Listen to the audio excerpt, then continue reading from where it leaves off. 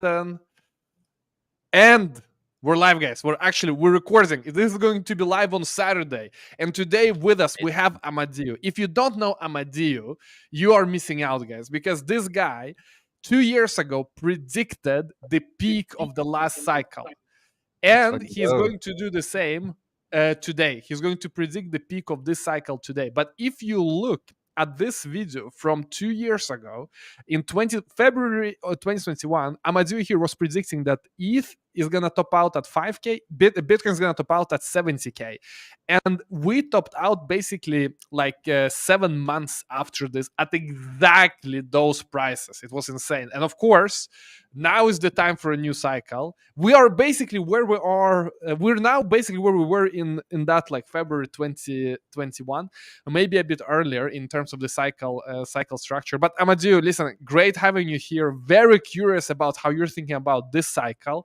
and how have you been all these years. Yeah, it's been amazing. Like the DeFi Capital Fund was a great segue for me after the DeFi 101 and DeFi 201 that we did together on the Ivan and Tech Academy. That was also really cool. Guys, that's actually how we start to, even before that video where Amadeo predicted the peak, we were working on the academy. So all of you guys who are in our academy and you were in the academy like 2019, 2020, you know Amadeo from the DeFi courses, because as soon as DeFi became a thing, we published two great courses about DeFi that introduced thousands of people to DeFi for the first time. And this was, when people didn't even know what the hell Uniswap is. What is liquidity pool? This was crazy times. Very crazy time. And I think there's a pattern, Ivan, in our like live streams and things we do together, because we kind of, if we're together as a team, we always hit the right narrative, right? Like we were spot on with DeFi. Then DeFi kind of was also that cycle in 2000, in 2019 when I also gave the price predictions. So we were spot on the DeFi summer and everything that happened there. And I do see that we're entering a new cycle right now as well, right? And there's a lot of things that happened in between. I run the fund DeFi Capital that was very successful because we had this target click strategy, which you can rewatch in the video, and we exited everything at the right time. And then we as you can see right there. So that was a great video. I would recommend everybody just rewatch it, and I can also send the perspectives. And I think it also underlines like what is the best thing to do in crypto, right? Like we can run around, we can do like day trading and stuff, but most people that do these day trading things lose money. Like 80-90% of people that think they can beat the market will lose, right? It's just about trying to get this unfair knowledge advantage, how Ivan always calls it, and try to like front run the market by like looking ahead what's coming, right? We all know we're living in the last days of, hopefully not the last days, hopefully it's not going to be a big crash or anything, but there is a not a revolution, but an evolution to a new monetary system, right? That is for sure going to happen in our lifetimes. So the best that we can prepare for that, like think for yourself, how do you prepare for that? Well, buying hard assets. We need to have assets that cannot be printed. We need to have hard assets like, real estate, gold, and of course, crypto. Crypto emerged for an answer for people and everybody to get out of this broken fiat system, save their own assets, save their own economic power, and transform that into wealth for yourself and to preserve your own wealth and your own sovereignty. And that's why crypto is created. And we see a continuation of that technology just marching forward and putting us into a new cycle. And let me actually share my screen, or like I can show what. Yeah, I mean, it's exactly like you said, and most people, they think that this time is different. That this time, something is gonna go wrong. Now we're dumping a bit. People are worried, but I love how you here have a long-term view on things. So please tell us what do we see here. Yeah, so when I got in crypto, and when me and Ivan, we met each other in 2016, I believe, even, right, Ivan, like when you started your videos, and I was back then already working for Cyber Capital fund in the Netherlands, and I got in crypto in around like 2012. So I got in crypto all the way here, bought my first like Bitcoin and stuff, didn't really understand it. Was like, oh my God, it's going from like, it went back then, it was like, I think these numbers are not fully correct here, but like it went from like $50 to $100 and back. I was, oh my God, what's going on here? It's too dangerous. Forgot about it. Then we had the first like 2013 halving, which I kind of didn't understand. That happened, and it took me many years to fully understand what's going on here. And it's quite straightforward. This is an asset that is non-printable. The government cannot control it. It's a sovereign layer of like gold, I would say, right? And we can park our assets there, and it's safe. And I think it's gonna repeat itself again. And it's just, we look at history, we look at the data, we overlay the data with the data points from the past, and we can make predictions for the future. And yeah, that's what I basically did in 2019 together on the channel with DeFi Capital. And then I give courses about DeFi. And then we made a prediction here in 2019. We basically looked at the historical market performance. We looked at the internet bubble. We looked at the S&P 500. We overlaid these data points over each other, made a prediction of like a prediction for actually 10 years. Our prediction was in the coming 10 years, we're going to see at least another bull market. We predicted that, and exactly as predicted, it came out. We just didn't know what the time frame was. But interestingly enough, it was a very similar time frame as the halvening cycle that we have seen before. And I think we're going to see something very similar actually happening again, right? But I must say, this might be the last time that we will see this really explosive growth, and we potentially will enter like a super cycle. And let me explain why, basically, right? So I can share this in an article, probably it's somewhere that I will publish after our podcast and after our live stream. And then you guys can read this also for yourself, right? I think this cycle will be much more mean reverting. So what I mean with that is that we will actually see a complete blowout to shitcoins, and we completely see a lot of crazy things happening, because in this cycle, people will understand, as me and Ivan actually discussed before the stream, that we have execution layer, we have a data availability layer, and we have a settlement layer, right? Like ETH, right? And we will now see a lot of new monolithic chains, a lot of layer twos, a lot of new things. The yields are going to get insane, because all these chains will intertwine, and there's a lot of risks that need to be mitigated with different services. So it's going to get completely insane, and we're going to shoot up the risk curve, I think, pretty fast. But shooting up a risk curve also always involves a lot of extra yields that we can earn, right? So in this cycle, be sure to be very careful with where you put your assets, I would say. So just to summarize, Amadeus, like right now we have a lot of new technologies, GA, like Celestia, this and that, different techs for different things in the tech stack of a blockchain, and all of them have different tokens. And if you use this, we're gonna give you some yield, and then they put it in another DeFi thing, and it gives you something else. So you can go out on the yield curve. Probably is gonna, if the bull market really comes back, roaring hot. Altcoin season is here, chains launching, chains mooning, coins mooning. There's going to be a lot of this yield offerings, and also there's going to be a lot of looping, that you take an asset, you put it in one thing, then you get the yield or LP coin, you put it somewhere else, you get even more yield somewhere. So that's what you mean, right? It's going to get like insane with this yield and farming, just kind of like in 2021 we saw as well, right? Yes, and I think we're gonna see a DeFi summer kind of like 2.0, right? BlackRock, as Ivan always, you talk about this often. BlackRock launched a on-chain fund, right? They're actually paying out on-chain dividends, right? So these things will happen. The Ethereum ETF, I think, will get either approved this year or 2025, right? So it's gonna happen, and this probably determines what's gonna happen to this bull market, I think. Because if this Ethereum ETF gets approved, this means just green light for a lot of really complex financial instruments that we are actually building on a blockchain that are much more transparent, much more efficient than the traditional financial stack, right? So you will see a lot of money moving over, people panicking, people don't know what to do, and there's going to be a lot of money injected in a lot of different vaporware stuff. But there's also a lot of things that will actually be real. And that's why I think the cycle will be mean reverting. And things, for example, like in my opinion, like ETH or protocols that have real revenue, like Curve or Frax or MakerDAO or things of that caliber will eventually prevail, because this is the blue chip code that has been tested. I've been, also an engineer, so you know that the longer you build software, the better it becomes, right? Because you will also always find these little tweaks that you tweak, and it's quite hard now to outcompete some of these blue chip protocols that we're seeing in the market. And I think they will probably prevail. So I think don't fade DeFi blue chips, I would say. And I think the DeFi blue chip cycle is going to come back very hard, so mean reverting, and we're going to see a huge explosion in just Bitcoin, ETH, and also a lot of other long tail assets as well. Yeah, correct. And of course, people are wondering, where will Bitcoin peak out? What kind of price can we expect? Where do you think it's time to sell the bags, go all in stablecoin?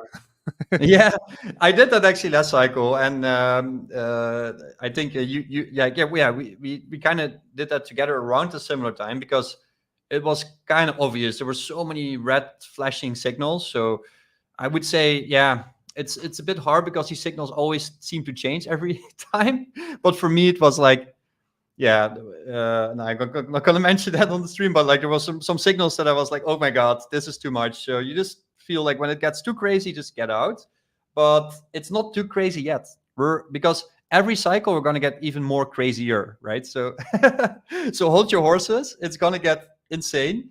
I'm not sure what's gonna happen, but my price targets. Sorry, like I just wrote it down here. So the Drum roll, previous- drum roll. yeah, the previous all-time high was basically 69,000, right? And before we go to the price target for this one, so Yeah. let's just reiterate, how did you predict it last time? You were saying that you looked at the stock market, like the dot-com bubble, all of different cycles, at the Yeah. Bitcoin cycle, and you extrapolated, right? And you looked at diminishing return also, I guess, right? Correct. So basically in 2019, you don't even see it on this chart anymore, but it was all the way back here, right? And the market was very, very grim.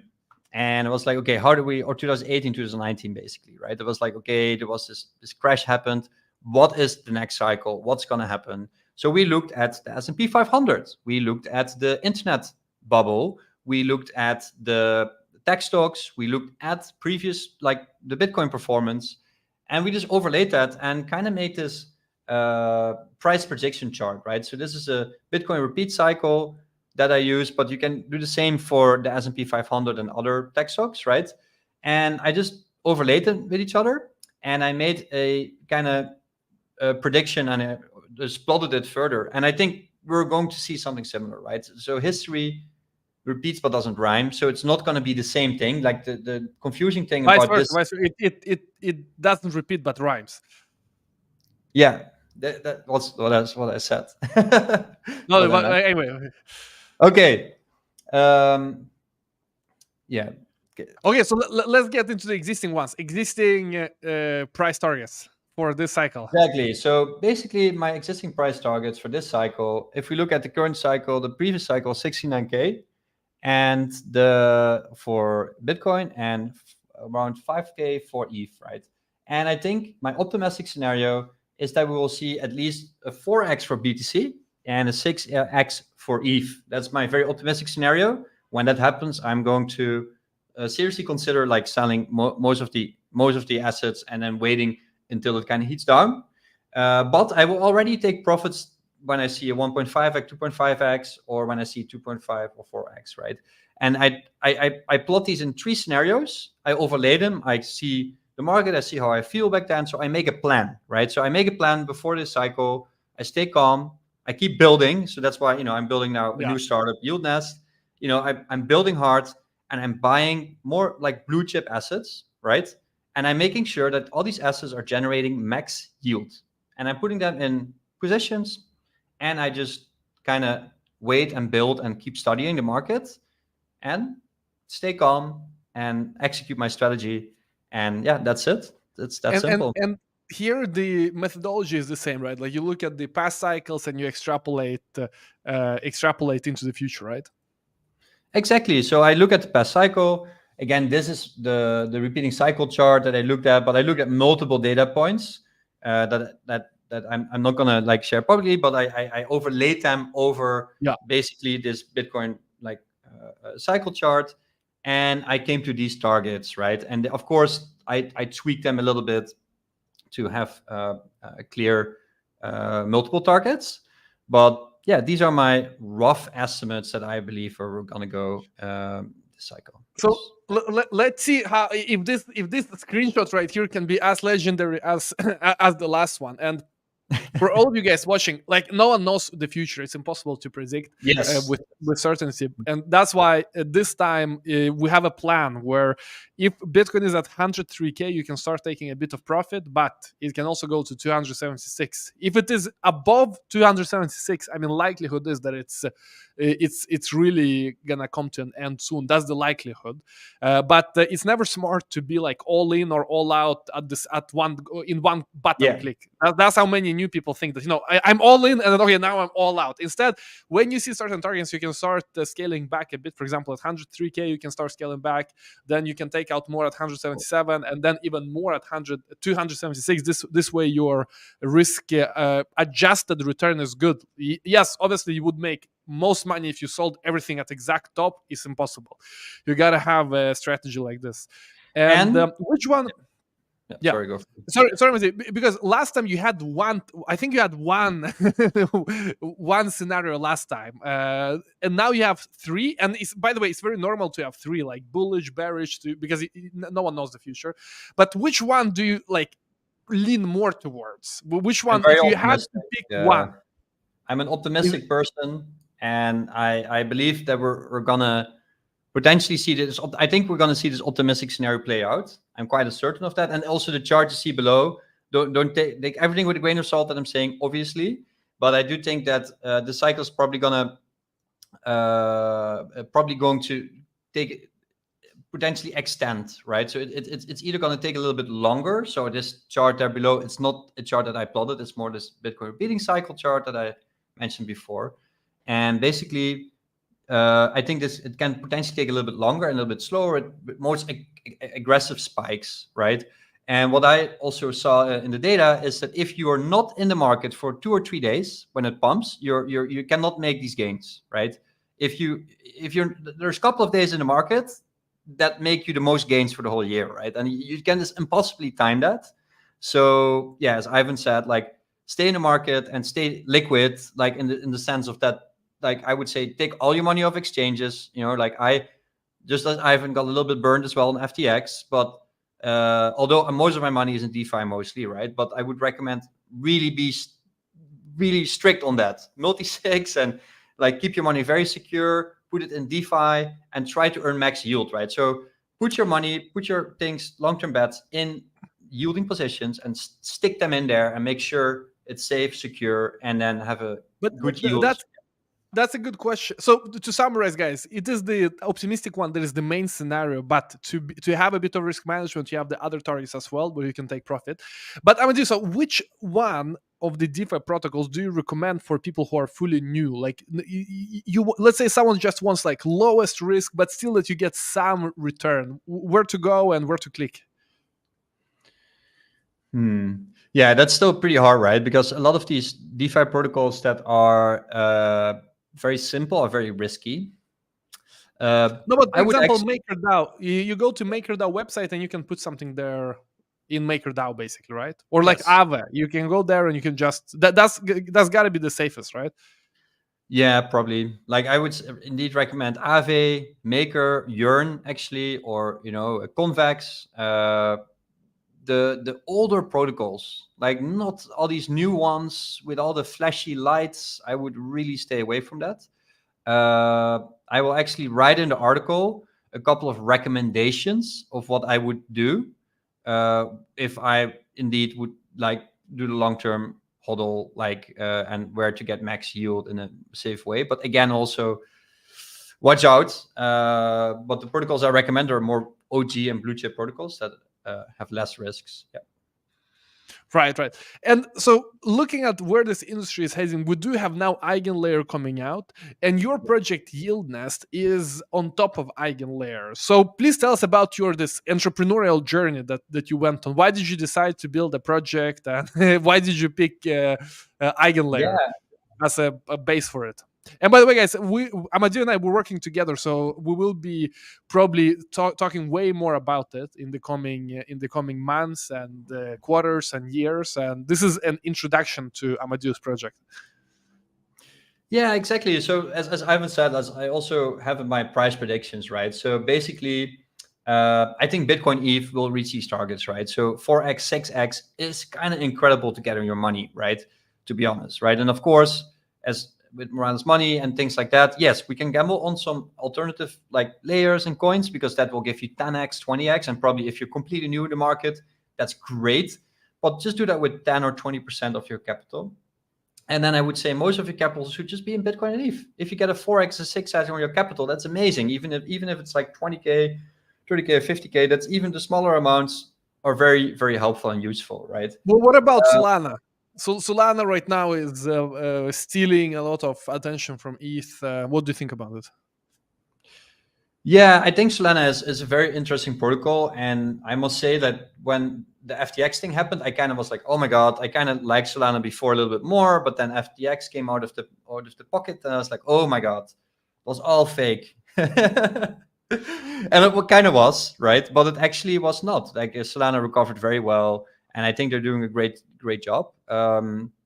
Although I'm more of an ETH guy personally because I like the ethos better, like in terms of like, okay, we're open sourcing everything. We really want to build a sovereign wealth layer for the world. And that's what I'm connecting a little bit more to. But I think Solana could also be in there, right? So you could also say like, okay, you know, I'm allocating a little bit to Solana, but I still would say that Bitcoin and ETH are still the safer bets because in Solana we saw the outage and other things that could happen. You have still a little bit more technical risk. Maybe in the next cycle, not anymore. We probably have more blue chips, but right now the blue chips will be Bitcoin and ETH. I would not diversify too much out of that, actually, personally. Especially ETH didn't have its run up yet, so I think it's a good position to And, be and in. that's a good point because people are saying, "Oh, Solana outperforming ETH," but it's just that ETH hasn't even started yet, and likely there's not going to be a bull market where ETH doesn't have a run up, kind of like it had last cycle from 300 to 3K, and maybe this time it's not in the same multiples, but still that it goes maybe from 3,000 to 15, like you have here on the conservative target, like 12 or something.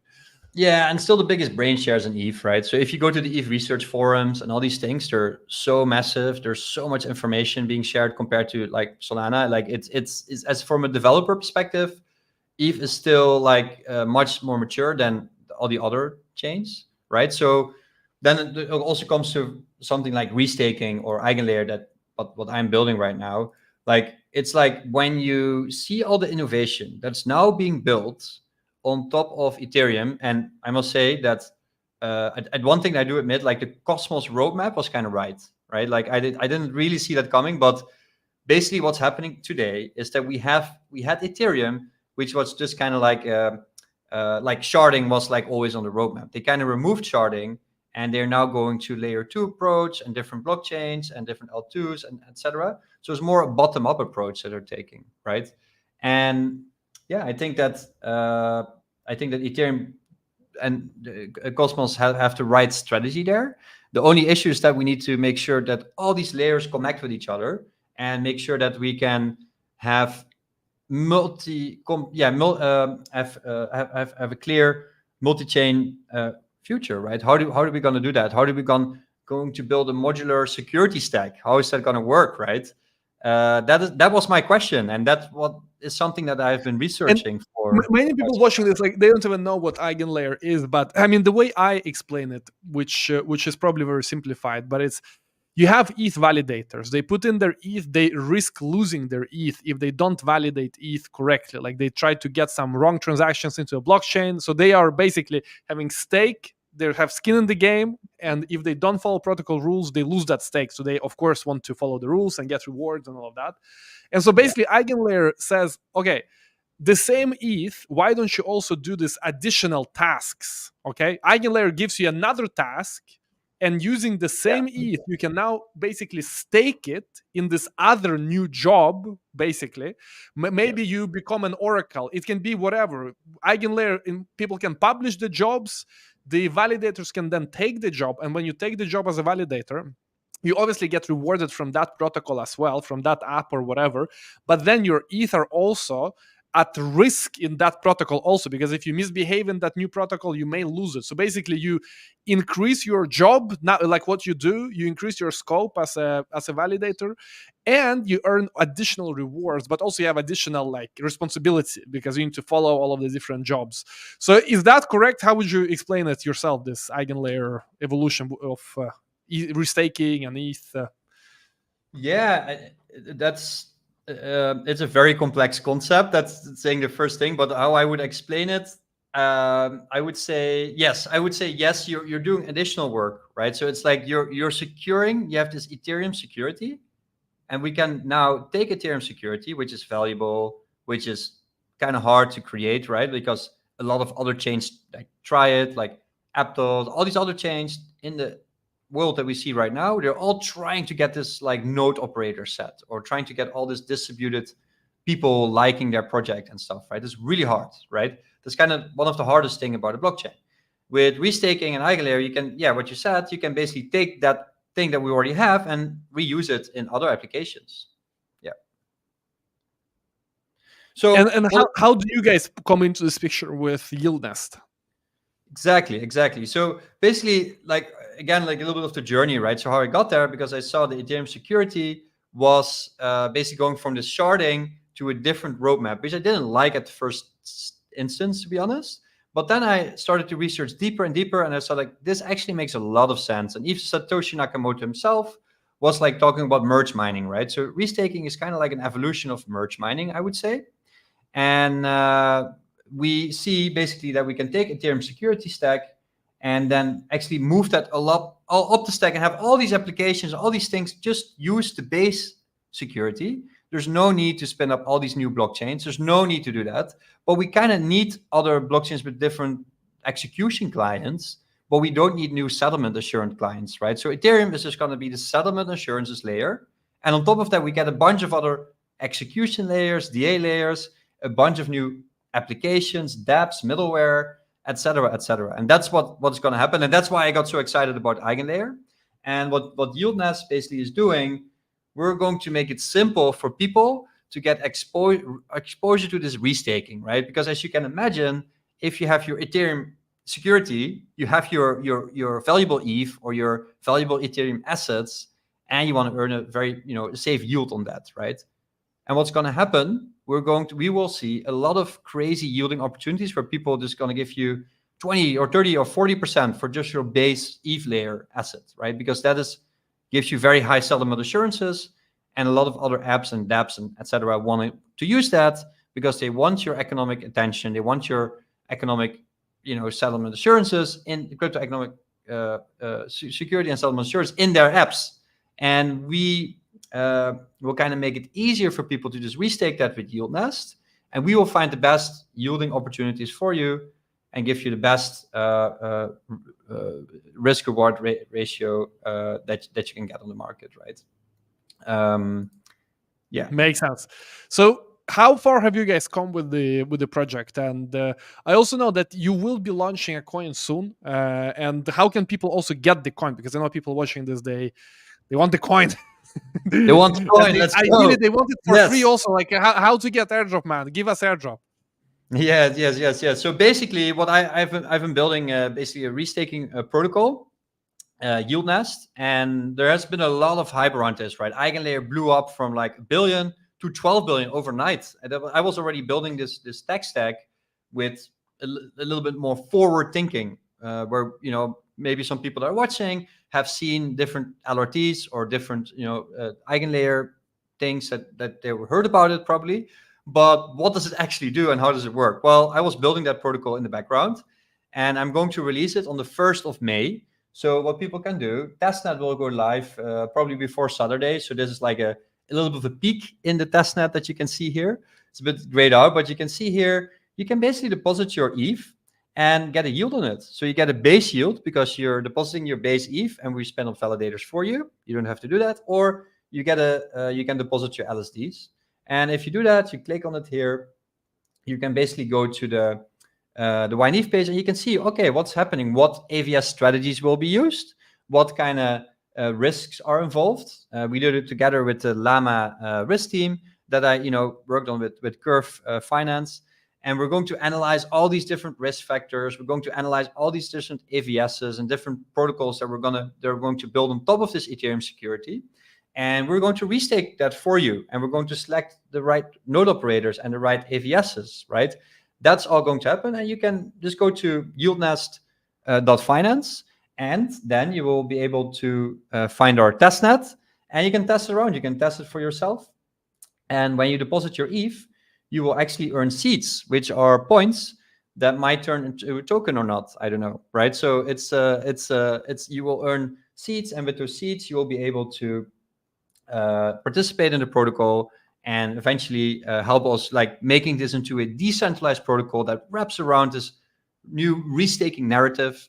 And yeah, it's going to be very epic. And we have a lot of really big plans. And as you saw maybe in my seed announcement, there's a lot of DeFi royalty, I call it, involved. So we have Mitch from Curve. We're talking with Sam from Frax. Like we have Yearn, Wavy from Yearn. So all the OG DeFi people that I know from my network, they're all kind of involved in this. And the reason why they're also excited is because the decentralized financial stack is decentralized until a certain extent, right? Because there's a lot of off-chain components that you need to build. And we are also going to help like Curve, Frax, and other protocols in the future to fully decentralize their stack and make them more unstoppable than they already are. So this evolution is basically unstoppable. And if you restake with YieldNest, we're going to give you max rewards so you can sit out the bull market in a very calm way and sell back to stable coins when it's overheated. Yeah, so that's it. And more practically, so let's say that I'm a user now. Can I use YieldNest right now, or it's still in testnet? So right now it's on testnet, and on the 1st of May, it's going to be on mainnet. So that's in 2 weeks. Yeah. Right.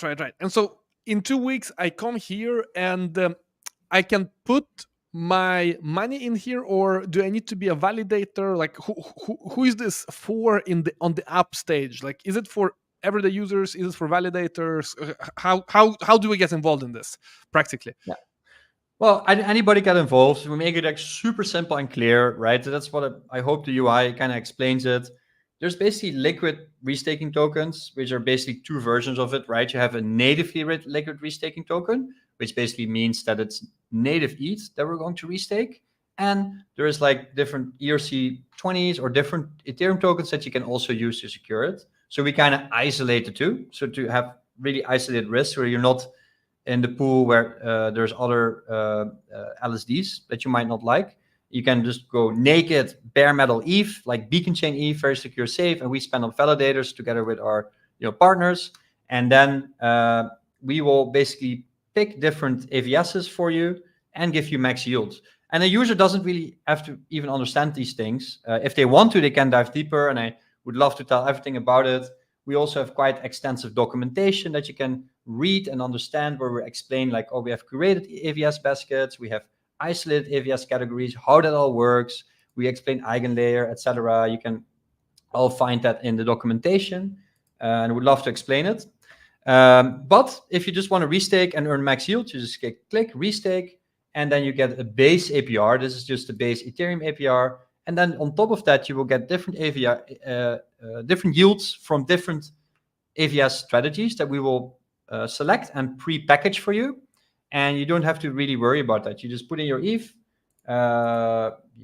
This is testnet, right? But you put here your ETH, and you get YieldNest ETH back, and it auto compounds for you your yield. So it's kind of set and forget, and you get auto compounded like yield probably around like between 10 and 20% if all the AVSs come live, right?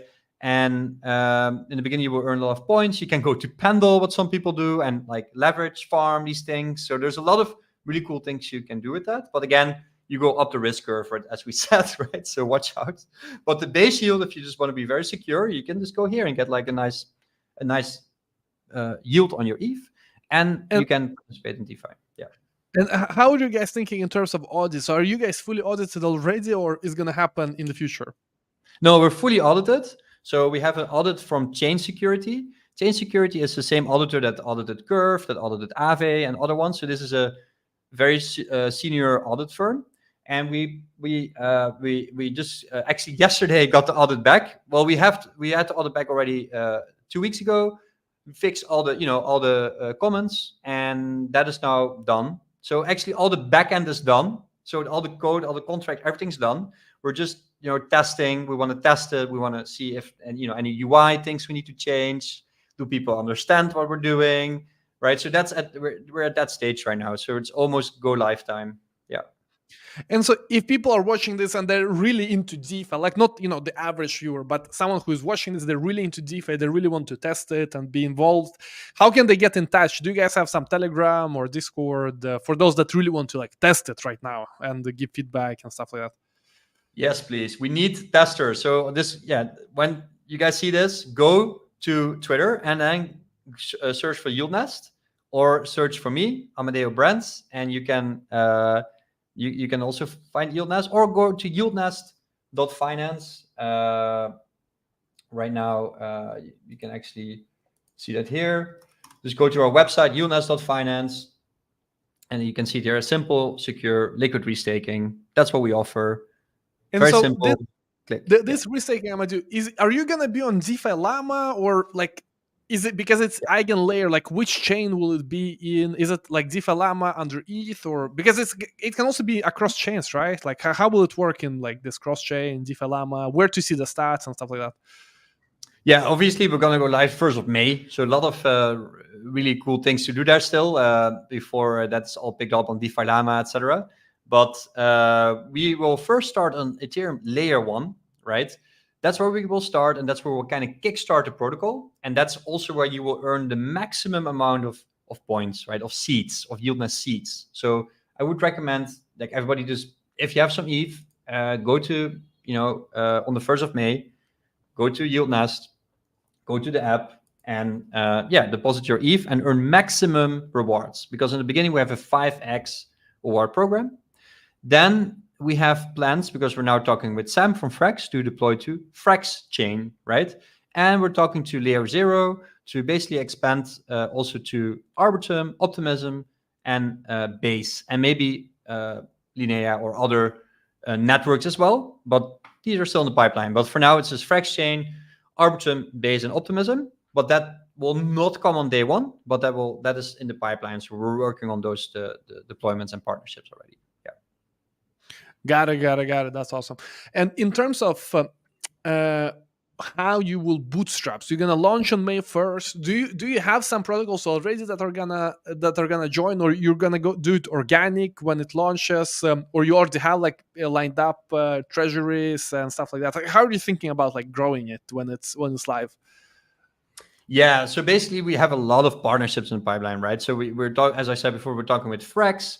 We are going to build the LRT flywheel, right? Because like I worked in the past with Curve Finance on the risk team, and I know a lot of things about like how the VECV model, etc., worked. And I see a very similar kind of thing playing out with Eigenlayer, where right now we have basically a multi-sided market, and we're missing we're missing this symbiotic relationship. And I think similar to what Curve came out, nobody really understood Curve. I think it's very similar with Eigenlayer, right? Eigenlayer is now out, right? And it's great, and it has so much deposits already, so they did an amazing job. But it's going to be pretty hard for the operators and the AVSs to all work together. How is this system going to work, right? And what YieldNest built is basically, we built a symbiotic relationship between these three parties, and we're working on this flywheel between. And I think that's gonna kick off a lot of really interesting new DeFi primitives. And that's why also Convex is on board, and Curve, and Yearn, and all these DeFi OGs. So we're going to build the best LRT on the market, basically, and we're going to build it in a way so that it will kickstart like the security to really build the sovereign value layer that we need for the world, because we need to decentralize ourselves to the max, because they will come for us, and we need to be prepared to defend against defend us against these people that want to steal our privacy. As I just tweeted out, actually, privacy is normal, right? Or we should be able to just send money around, like because it's our money, right? So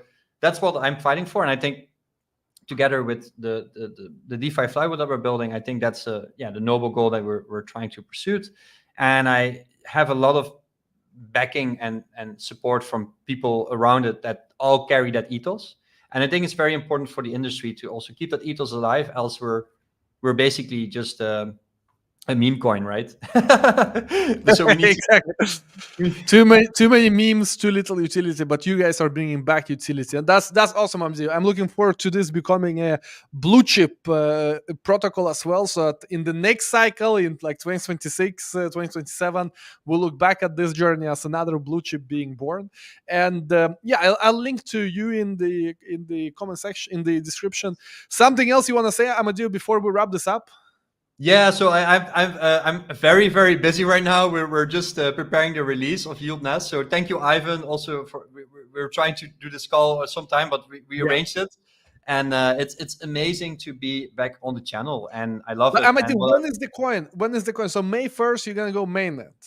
And of course, people wondering, when is the coin? Is it gonna be later this year or during mainnet? When? Yeah, we don't know yet. So we are going to, these points might turn into a coin, and we're just going to